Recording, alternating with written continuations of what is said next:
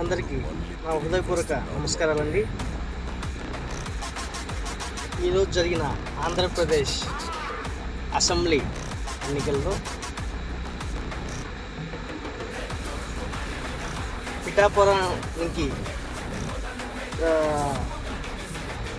కూటమి అభ్యర్థిగా మన ఆరాధ్య దైవం మరియు మన అభిమాన నాయకుడు చెప్పిన మాట చెప్పినట్టు చేసే వ్యక్తి, ప్లస్ మాట అంటే మడమ తిప్పని వ్యక్తి శ్రీ కొణిదెల పవన్ కళ్యాణ్ గారికి నా హృదయపూర్వక శుభాభివందనాలు. ప్లస్ మీరు గెలిచిన సందర్భంగా మేము ఎంతో ఆనందం ప్లస్ ఎనలేని సంతోషంలో ఉన్నామండి. పిఠాపురం ప్రజలకు, పిఠాపురం